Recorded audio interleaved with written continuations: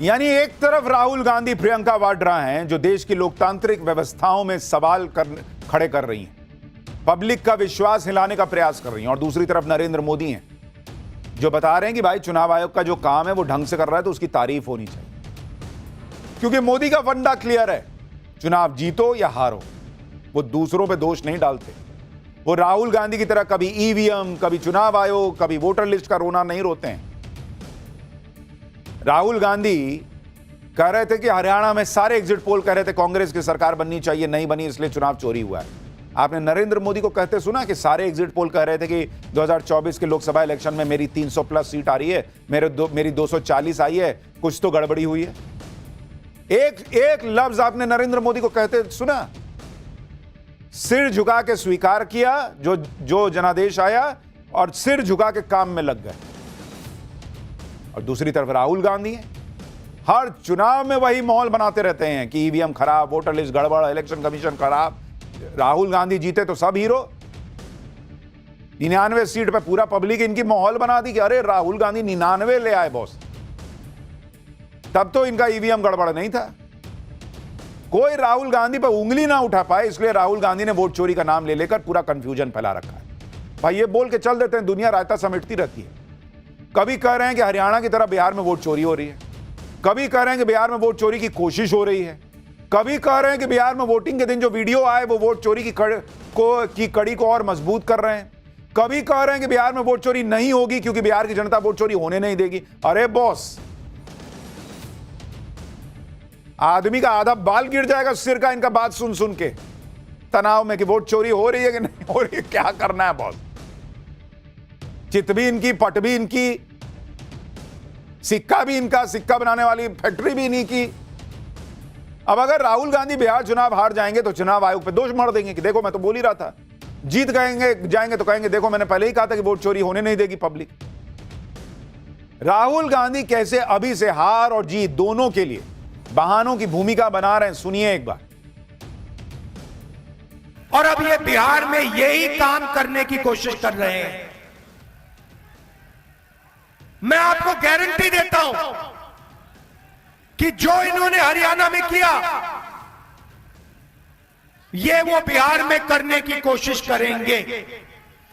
बिहार में फर्जी voter list आएगी, बिहार में बीजेपी के लोग 2, 3, 4 बार वोट डालने की कोशिश करेंगे, बिहार में गलत फोटो का प्रयोग होगा, मगर इन लोगों को बिहार की जनता के बारे में कुछ नहीं मालूम, क्योंकि बिहार की जनता पोलिंग बूथ में खड़े होकर वोट चोरी को रोकेगी। एक तरफ कह रहे हैं कि कोशिश करेंगे, दूसरी तरफ कह रहे हैं कि पब्लिक ये होने नहीं देगी। क्या मानना है समझ में नहीं आ रहा बॉस। राहुल गांधी के कंफ्यूजन का लेवल देखिए। राहुल गांधी एक तरह से ये माहौल बना रहे हैं कि बीजेपी हर राज्य में वोट चोरी कर रही और नरेंद्र मोदी वोट चोरी करके प्रधानमंत्री बने। दूसरी तरफ आज राहुल गांधी ने दावा यह भी कर दिया कि बहुत जल्दी नरेंद्र मोदी की सरकार गिरने वाली है और इंडी गठबंधन की सरकार बनने वाली है।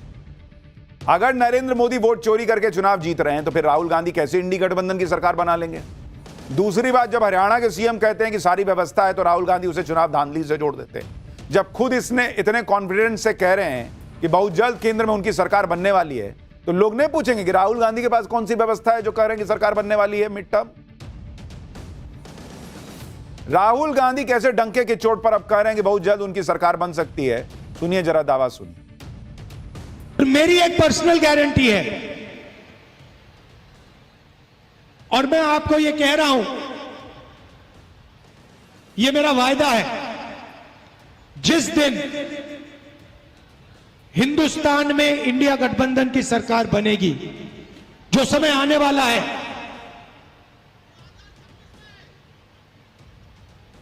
जो आने वाला है और बहुत जल्दी आ सकता है,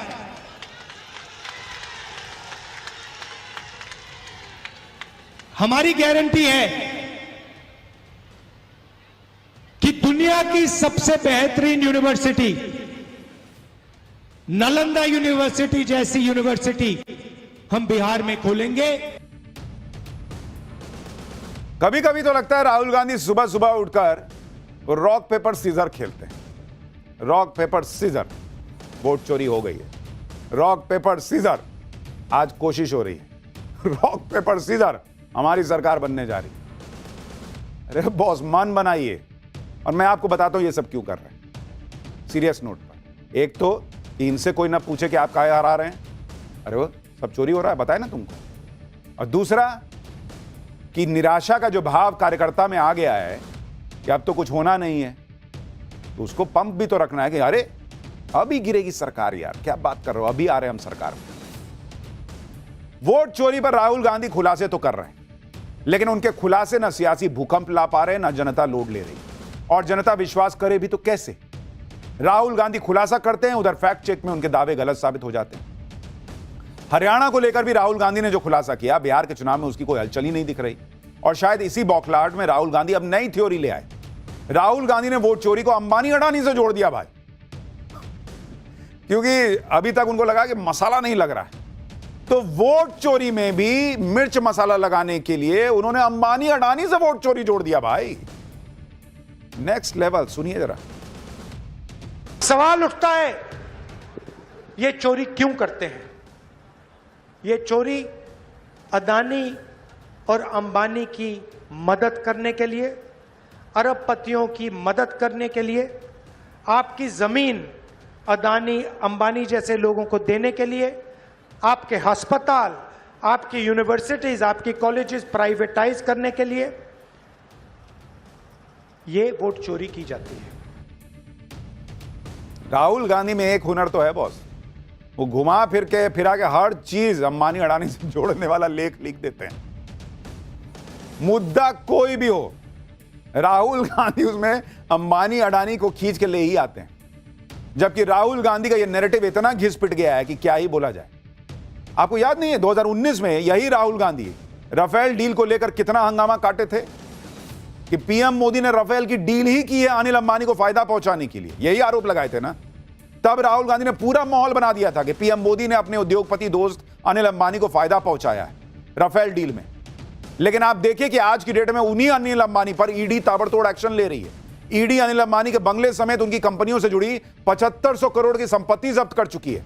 बैंक लोन फ्रॉड से जुड़े मनी लॉन्ड्रिंग के केस में ईडी ने 14 नवंबर को अनिल अंबानी को पेश होने को कहा है। इसके अलावा मोदी सरकार के कॉर्पोरेट मामलों के मंत्रालय ने अनिल अंबानी की कंपनियों के खिलाफ जांच शुरू कर दी है। आप सोचिए बॉस, ये राजनीति चल रही है, तमाशा चल रहा है कि राफेल के मामले में भी आपने बोल दिया कि मोदी जो है वो अंबानी के लिए कर रहे हैं।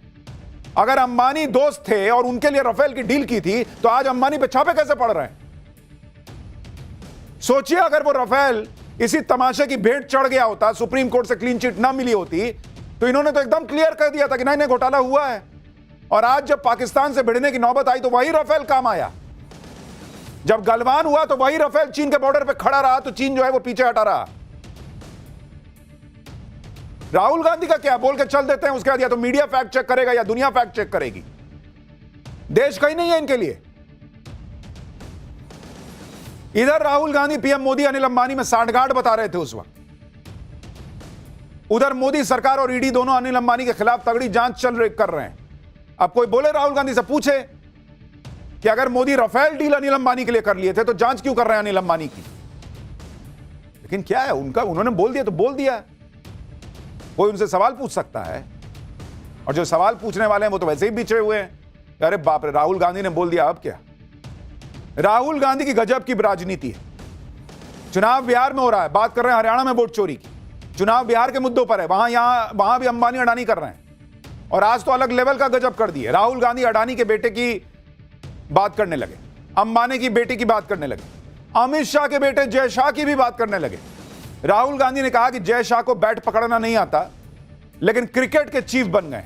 सुनिए जरा राहुल गांधी को। देश में आजकल बस 50-60 लोग सपना देख सकते हैं। अंबानी के बेटे हो, अदानी के बेटे हो, अमित शाह के बेटे हो, जो सपने देखने देख लो। अमित शाह के बेटे को क्रिकेट बैट पकड़ना नहीं आता।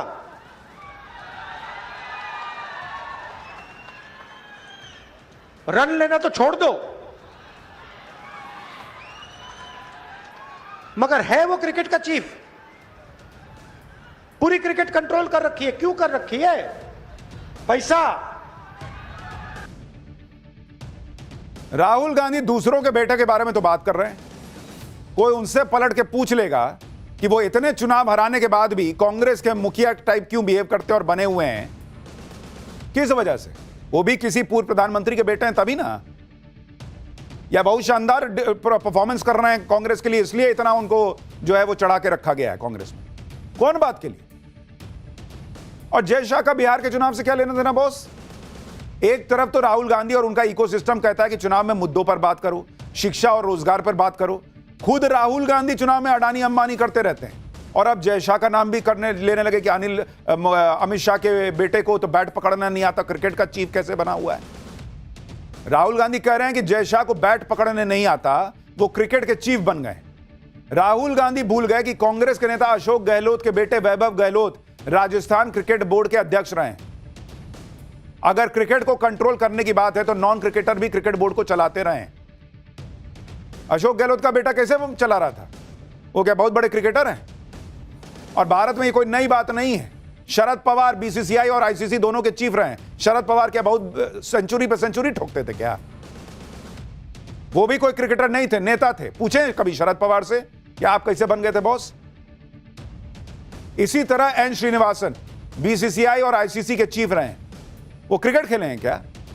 एक नाम और जगमोहन डालमिया का, वो भी कोई बहुत बड़े क्रिकेटर नहीं थे लेकिन वो भी बीसीसीआई और आईसीसी के चीफ रहे।